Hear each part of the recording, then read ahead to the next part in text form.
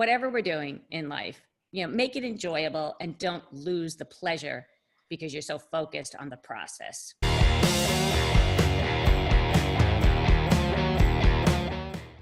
Welcome to the Unstoppables, where we turn your intention into dollars. Today we have a very special guest. Her name is Dr. Donnica Moore. We'll call her Dr. Donnica. Dr. Donnica is most well known for her previous role as the women's health contributor for NBC's Later Today, appearing weekly from 1999 to 2000, covering diverse women's health issues. Very, very important. Previously, she was a frequent guest on NBC's Weekend Today show, and Dr. Donnica has appeared on more shows than I have. Oh, yeah. By a couple. You want to hear the number? What's the number? 375 television interviews. Is that a typo? Yeah, it is. It's supposed to be 875. What? But who's counting? We got some work to do, Bill. She's been on Oprah. She was on The View, Good Morning America, and I Am Jealous, CNN International. Okay, end of interview. Let's do another one. Who's the next one? Someone with a lower bar. Give me a low bar. Dr. Moore was raised in Brooklyn. I'm going to listen for your accent, okay? Oh, gosh, I don't have one anymore. Is it better pizza in New York or Chicago? No, New York, hands down. Yeah, that's Anybody who asks that has not had New York pizza. You watch what I do next. She graduated cum laude from Princeton University. Now, I'm really jealous because I'm also not. You got to help me with the intellect part. Together, we might get her IQ. With a double major. What was your major? Biology and science and human affairs. We'll let the human affairs go. Did you spend time in Dublin? I did. I spent a year in Dublin at the University College of Dublin School of Medicine as a Rotary International Graduate Fellow. Did you drink the Guinness? I drank Harp, which is much more palatable, I think, to the American taste. But for a year after I left Ireland, I could not touch alcohol at all. That was either one of two things. You either had copious use, I won't say abuse, over there because this is a health show. Your liver couldn't stand it, or your palate just blew out and you got to cut the red. My palate blew out, and I was a first-year medical student, so I had to be stone cold sober. Yeah, you need the brain cells. You don't want to kill them off. You know, I did. I had a theory about brain cells, and he said it's like thinning the herd of buffalo. You need to lose some so the rest, survival of the strongest. That was one way to look at it. But here's my when I saw this, I was looking for similarity. Mm-hmm. Buffalo School of Medicine. That was in Buffalo, correct? Uh-huh. How did you like the snow? What was amazing about it, talk about a lesson in resilience. The people in Buffalo, New York treat 3 feet of snow the same way we in New Jersey treat 3 inches of snow. And ironically, we are having a snow day today with 3 to 12 inches of snow predicted in New Jersey. Well, okay. I grew up 2 hours from Buffalo in Western Pennsylvania. And I had relatives in Buffalo. So I know that it's all relative. Snow plows are just part of the scenery. There was one day in 4 years that things were closed because of a snowstorm. And we had 5 feet of snow, literally in 6 hours. But the reason things were closed was because it was complete whiteout conditions. And that was actually a real highlight of my medical school experience because I lived in a 2nd-story garden apartment and the police were sent to pick up all the medical students to bring us up to the hospital for reinforcements. And so I got to be picked up by a police cruiser with the lights flashing, and I had to exit out of the 2nd floor balcony and literally slide down the snowbank to get into the police car. You had fun with that, didn't you? That was a great day. The rest of the day was downhill. and I think near Buffalo, it's Lackawanna, Hamburg. I always liked Hamburg. Okay, that was important to me. I had to get to Buffalo, Niagara Falls, which I like the people in Buffalo. They're good. They're very good people. It's a big city, but with a really small town mentality, and people really look out for each other there. Spicy and chicken wings, correct? Absolutely. Let me be really succinct. The key that for the first time, what we want to do is to bring something to the audience that they can take away and have not only an immediate application, but that has long range implications as well. So tell me what you do now. What I do now is literally talk about medicine. I no longer see patients. I do media, I do education, I do the lecture circuit. I write about medicine, and my new venture, literally launched yesterday, is a new podcast called In the Ladies' Room with Dr. Donnica. And the concept is to get women to talk about their really intimate, scary, stressful, embarrassing health issues that they don't really know who to ask. You know, who do you ask about bloating and gas and period problems and bladder problems? And these are acne, rashes. These are all things we wrestle with. And of course, since it's the new year, we're also going to be talking a lot about fitness and health. I also have a great concern about how many millions of Americans don't have health insurance or who can't afford their health insurance. And my message is that being healthy will save you a lot of money in the long term. And until Congress figures it out and until the policymakers figure it out, I want to talk to people about what you can do for yourself. So I'm all about self-empowerment. I'm all about starting each day as though it's a fresh start, and all about the importance of knowledge and information. Because awareness, self-empowerment, that's a personal responsibility. That's obligation to the self. Absolutely. And that's got to be the tipping point. Absolutely. I'm also about the women are about sisterhood and about community and about talking to each other. And where do we talk to each other more than in the ladies' room? Well, you wouldn't necessarily know this, but you've got to have wondered over the years what we do all that time that we spend in the ladies' room. We talk about things, and we talk about things with our best friends, but we also talk about things with total strangers.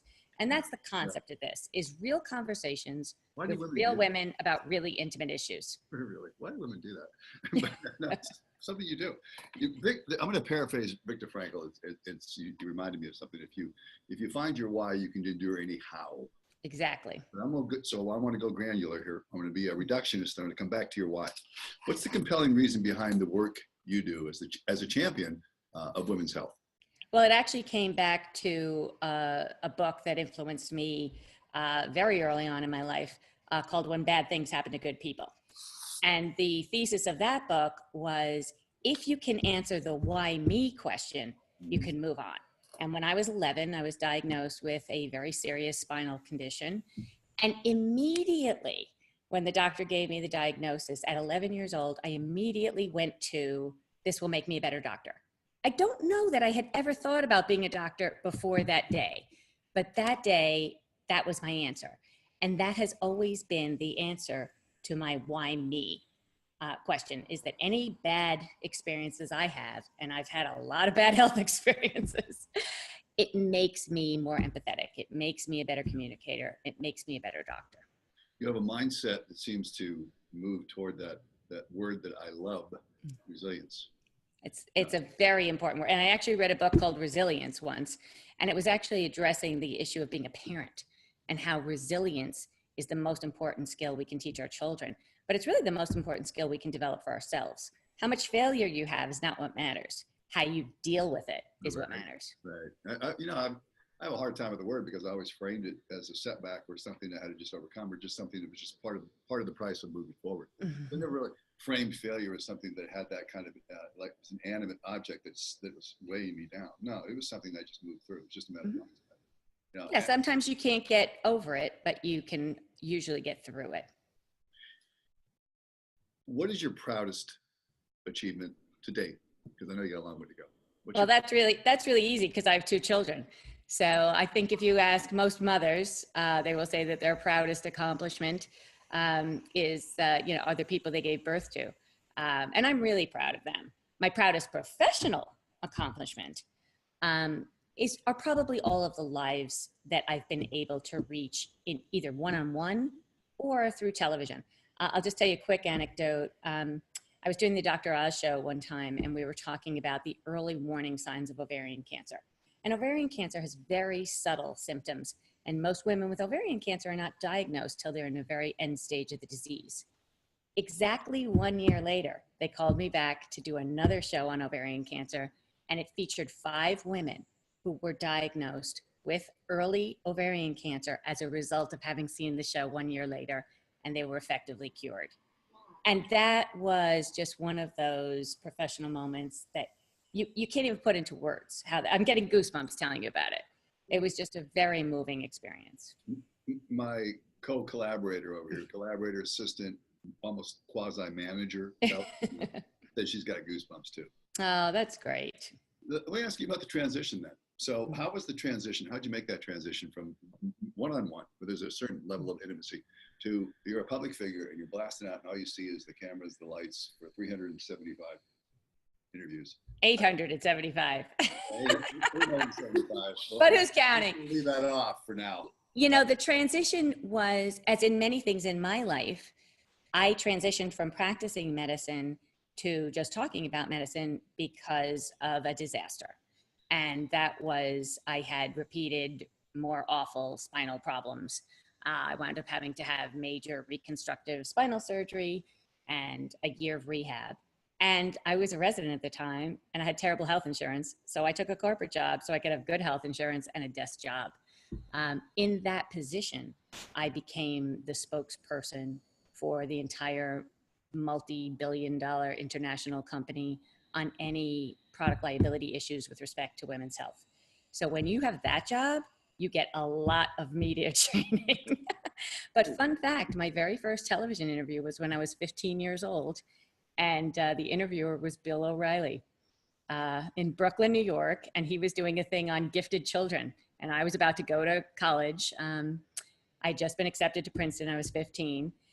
Years and years later, when I was doing a thing at Fox News, I asked him if I reminded him of that, and he did not remember. And now I'm really glad. I was going to just ask, how'd that make you feel? But I got it. I got it. Who were your mentors? Oh gosh, my number one mentor, whose picture is literally hanging in my kitchen, was Dr. Philip Levine, who was my boss in my first medical job when I was in college. I had a summer internship working at Sloan Kettering Cancer Institute in New York. And Dr. Levine was 90 years old, and I was his research assistant. He was the guy who literally discovered Rh factors in blood. And this led to the discovery of RhoGAM, which allows millions and millions of children since then to be born healthy if they have an incompatibility with their mothers with Rh disease. And he essentially called himself my grandfather. I worked for him for 3 years. And the painting that's hanging in my kitchen is a copy. It's not an original, unfortunately. It was a Norman Rockwell portrait of him. He and Norman Rockwell were born the exact same day. Wow. That's awesome. That's so cool. You have it's a compelling obligation to share what you know about health to benefit others. You have that. I think it's your purpose. It's that compelling obligation. It has to just get out. You know, it's this awkward segue, but there's a writer, Charles Bukowski, and they said if he didn't get it out, the demons were so bad. You know, he was in the bottle, and he became a great writer because he was compelled to get it out. He had to just get it out and share things with others. How would you encourage someone who has that feel, that compelling pull, to take the first steps to share that obligation? I think the first step is recognizing what your purpose is. And, you know, many people struggle with that. And that is the subject of many books, many musicals. My favorite musical of all time, Pippin, is all about finding your place in the sky, finding your purpose. One of my other favorite musicals, Avenue Q. Can you tell I'm a theater mom? No. But everybody has, I think if you can identify your purpose, then you can act on it. So you can kind of work backwards. Okay. It begs the question from some audience members who I'm also streaming on Instagram. How do people find their purpose? I have an answer on that. I'm just throwing this to you as an aside. It's a question that's an individual. It's a subjective question, but to me, I'll give you my answer first and then just throw it to you this way. I think it's a pull from purpose, something that you feel, something that you find as you're immersed in the work. Whatever that work is, whatever you're doing, it will find you and it pulls you forward. We search for it sometimes like we're in the dark without a flashlight. And I think we're searching too hard for it. We're overlooking those things that really are somewhat innate to us and somewhat they give us a certain bounce of belonging. But you tell me how you think people could find their purpose. Well, I think I would answer it the way I answer a lot of questions. Is it all depends on everything. It all depends on who you are. It all depends on your life circumstances. It all depends on everything you've been exposed to in life. And the dirty little secret is you might not have just one purpose. Mhm. You might have multiple purposes, and you might have different purposes at different times in your life. So what I advise my own children, what I advise women I speak to, what I advise audiences is to listen. Sometimes when we're searching for something, what we really need to do is search within instead of looking without. And we need to be still and listen to that inner voice. Big believer of what Socrates found at the Oracle of Delphi, which is know thyself. And I think that Shakespeare then took that, purloined that, and then said, "And to thine own self be true." But the first and the hardest thing to do, the foremost thing we have to do is look within, find out who we really are at our core. And I think you said something that I'm going to use, and I'll give you credit for this. Thank you. But when you find who you are, and you talked, I think you create your life circumstances from there. You can't go back in past conditions, but you can, once you find who you are, create those present and then influence the future life circumstances. So I can create those. And I think that is the personal obligation. And that is a real message for us right there. What's next, Dr. Donnica? I got it, didn't I? You did. I'm so proud of you. I was working on that. I was on overload. I got it. All my Irish ancestors would be proud of you. Well, what's next? I'm really focusing on the podcast, which I just launched. I'm having a lot of fun, sort of the same experience you must be having, interviewing great people. Thank you, like you. You know, thinking about the concept, thinking about the message, thinking about the topics, doing a lot of research, perusing people's books. I haven't finished a whole book yet, but you know, it's a lot of fun. I'm sorry? Link list. Link list. My assistant got it for me. You'll fly through stuff. And then you want, hey, is it any good? I think I'm going to go deeper. Blink list. I'm telling you. Okay. I'm writing that down. That's a great tip. How do we listen to your podcast? You can look it up on iTunes. It's also on Libsyn. The name of it is In the Ladies Room with Dr. Donnica.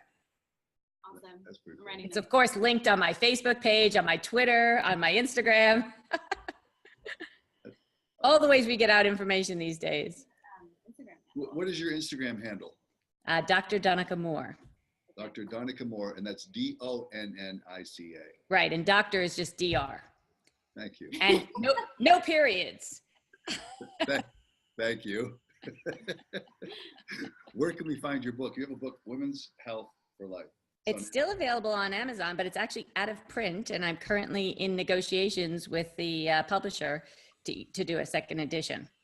So that will also be on the what's next list. I think you've answered this, but I'm going to throw it to you again, because this is the question that will stop most guests and make them really think and stretch them. What was, if you could only pick one, you can't do three. What was your defining moment? Yeah, that's a, can I be really profound and say, I hope I haven't had it yet? That it's yet to come? That'd be a new one. You know, I don't think that I'm fully formed and fully developed and fully accomplished yet. So I would like to think it's in the future. If you forced me to pick one from my past, I probably would have said that it was when I was 11 in that doctor's office and decided that I was going to be a doctor, and decided that the reason for the medical challenges that I had to go through was so that I could help others. That was very transformative. I don't think anyone forces you to do anything. And I think we're always under construction as people. I think that if you're not, it's all about evolution to me. And it's all about change, adaptation to change. And I'm always thinking next. And I'm always moving that way. And I think that's a whole physical, spiritual, emotional, level of connectivity I have. And when I'm getting things thrown at me. I hear you're a Clemson Tiger fan. Is that true? No, Princeton Tigers. Oh my gosh. But Princeton is a different school. That one, yeah. Nothing against Clemson. Kelsey was thinking about it. I thought you wanted to go with a winning program, but she went with the yeah. No, I'm a Princeton Tiger. An attorney friend of mine went to Princeton. He is very erudite, so I'm very careful with him. We just had strike three on that. How do you? We're very factually oriented at Princeton. You are, and I'm just always living in the gray. I once made a mistake, a very small mistake. Once. in an interview on television. And I'm still like beating myself up over it. And it was the most minor thing. Yeah. But we constantly fact checked ourselves when we were Oh, Princetonians. It's self-flagellation because I'm good at that. so I got a real sharp whip. How do you define success? I can just keep you on, just asking you questions. I'm so glad that's my favorite question. And actually that was another defining moment. When I was a senior in college, I lived in a dorm with a lot of freshmen. And so I used to post all these quotes and cartoons and things on the wall in the hall. And one of the quotes became my senior yearbook quote. And it's still my favorite. And it's literally on the wall behind my desk, so I can read it to you.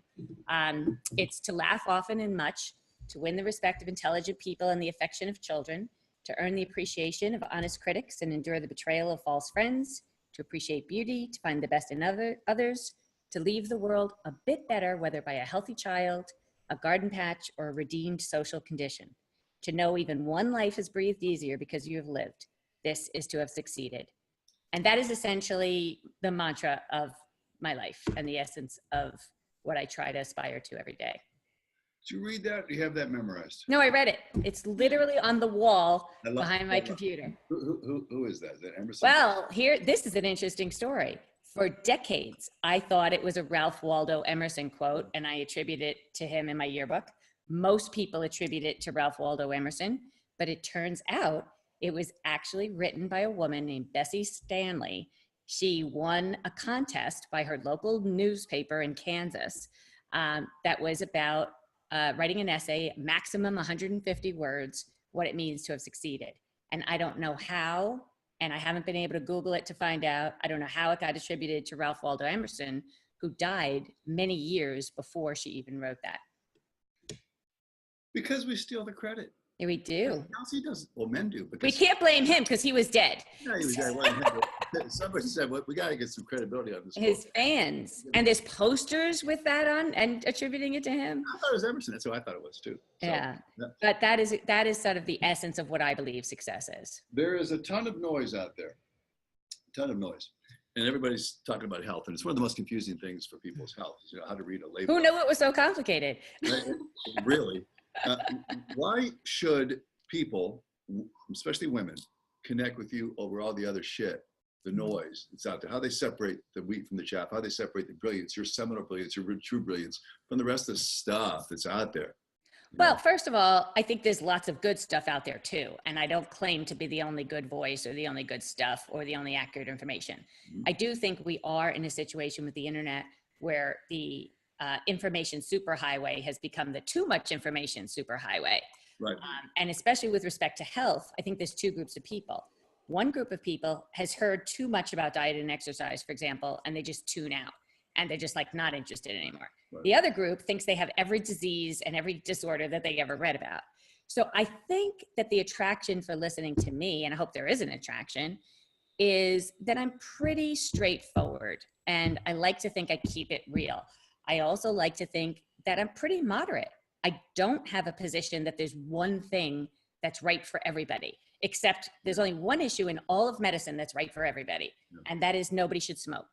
Everything else is entirely negotiable depending on the situation. There's no one medicine that's good for everybody. Even having too much oxygen can be bad for you in certain circumstances. So, or having too much water can be fatal in certain circumstances. So everything is negotiable. And I like to think that's what's good about my message is that I address that. I admit it. My greatest strength, I think, is I admit what I don't know.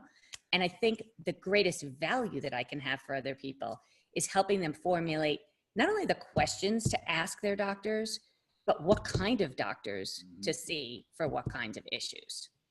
Do you know how when people are listening, the difference between listening and hearing is that I'm listening to you, but then I got stuck on something and I stopped listening and I started hearing. I'll tell you what I listened to.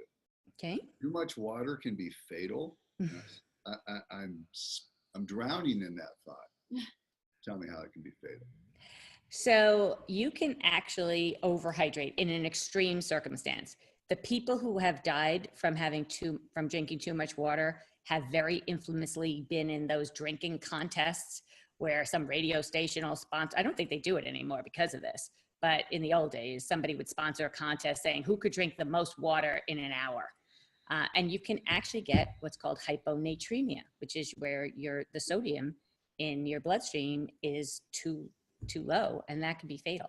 Your body really likes very accurate levels of electrolytes. So that includes sodium, calcium, magnesium, et cetera. And there's a very narrow margin.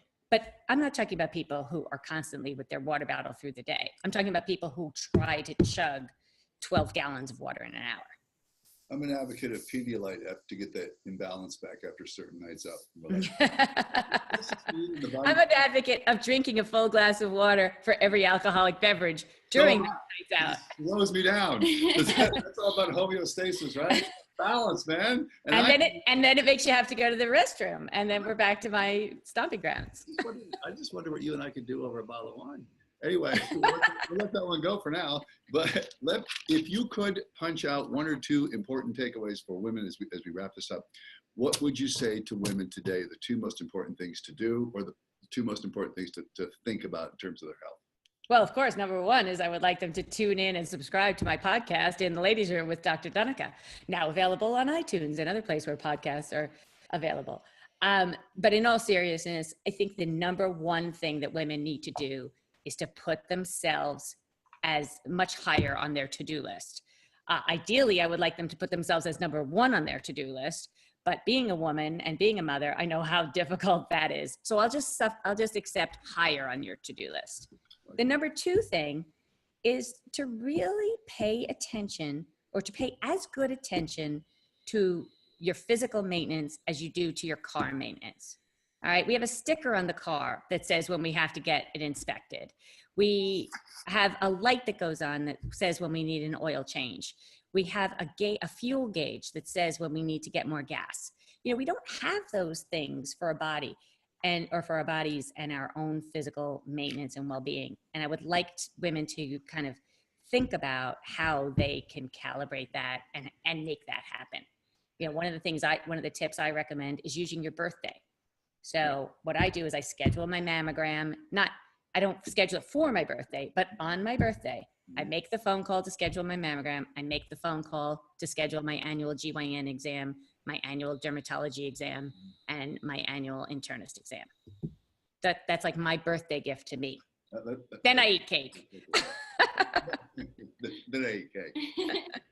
You staying with that simile about gas, or metaphor about gas, it's the same kind of fuel intake. You think about what you'd put in your Ferrari, your Maserati, or your fleet of right?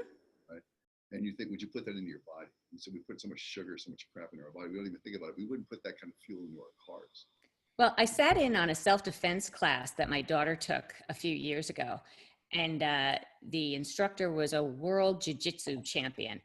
And she gave like a 15-minute talk before she began the actual self-defense maneuvers. And the first sentence of her self-defense talk was, self-defense begins with everything you put in your body, everything you eat and everything you drink. And I just thought that was so profound. The other thing that I've been using as a mantra lately, because I've gotten much better at paying attention to my exercise needs than I was for 20 years or so. But my new mantra is, you can't out-train a bad diet. That's true. People ask me about that in workouts and training. I will tell you it's about 85%, if I'm going to get it right, diet and 15% workouts. The diet. Absolutely. If everybody wants to see their abs, so they're doing 1,000 crunches, wrong. Yeah. But it is diet driven, and I don't want to say diet. We'll say it's the way. It's a way of life for me. So well, the way I work out on the elliptical, I have to do 30 minutes to burn 300 calories. That's 2 cookies. That really puts it all in perspective. One harp. So that's just how that goes. She is Dr. Donnica Moore, and I tell you, I have loved having you on here. Thank you. Likewise, it's been a pleasure. 875 interviews. Or 865 more than me. I am jealous, but I have a high bar to try to jump over. So it's not a competition. It is. No, it's not. It's a journey. It's a process. And I think most importantly, if I was going to leave people with one message, is it's supposed to be fun. Yeah. Whatever we're doing in life, make it enjoyable and don't lose the pleasure because you're so focused on the process. I think we're going to start with that as the lead because I think we just got it. I think so many people think of the word work and there's almost a yoke of expectation that it has to be some grueling endeavor, some mundane exercise, as opposed to having fun. When did we lose our fun? On the playground? I mean, fun. This to me. Middle school. Well, to me, this is fun. This is fun. And I actually have 5 principles for every business thing that I do. The first is it has to have something to do with why I became a doctor in the first place. The second is it has to have something to do with women's health. It doesn't have to be exclusively about women's health, but even when I talk about prostate cancer, I'm talking about the role women have in getting their men to get their butts to the doctor. Number 3, it has to be with good people. I'm just done with working with people who suck my blood or drain my energy. Number 4. The ones that make you exsanguine. That's the only medical term I know. Exsanguinate, it's a great term. You have to use it. The 4th rule that I have, it has to either be lucrative or pro bono. And I do a lot of pro bono work, but it has to be one or the other. And the 5th is, and probably the most important, it has to be fun. Yes. And those are the 5 rules that I set in 1997 when I started my business. And I stick to that every day. We're going to copy those, okay, Kelsey? Yeah, I was thinking the why, the what, especially the how, those, and the fun. I like we're going to put fun number 1. Okay. Lucrative pro bono, we're just going to circle heavily on the lucrative. In the middle, we're not taking the median anymore. The Princeton Tiger, Donnica Moore, you were fantastic. I am going to blast you all over the place, and I want you to come back. And I would love sometime to have a tape recorder and a bottle of wine and just try to pick some parts of your brain. Wow, you're fantastic. It's a scary place in there. I love that labyrinth. Thank you very much. Thank you. It's such a pleasure. Great. Talk soon.